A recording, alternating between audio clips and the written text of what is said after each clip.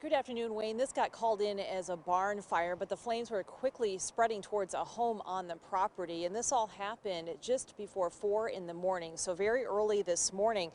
This was on a property off of Northwest Kayakut Road, and that happening again just before 4 a.m. Firefighters were challenged in fighting the fire anyway because it's a rural area and water has to be trucked in, according to a spokesperson. Also, power lines, he said, had burned and dropped on or near the property, making it more challenging to position trucks and crews, increasing the danger during the battle against those flames. In addition, they heard gunfire and had to run to take cover. Matt Johnston from Forest Grove Fire spoke on behalf of Gaston Fire today.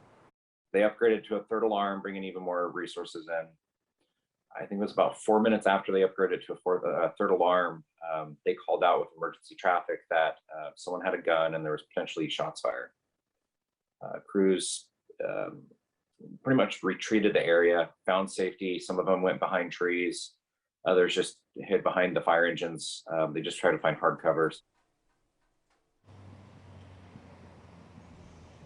Johnston says the gunfire did not come from the fire itself, and early information suggests someone may have arrived at the property while firefighters were initially trying to get things under control. Multiple agencies from Washington and Yamhill counties rushed to help the firefighters after they learned that shots were being fired. About 25 to 30 law enforcement officers arrived at the scene, and about 24 minutes later, Johnston says they'd mitigated the problem they had with the gun, and it was determined to be safe to begin that firefight again.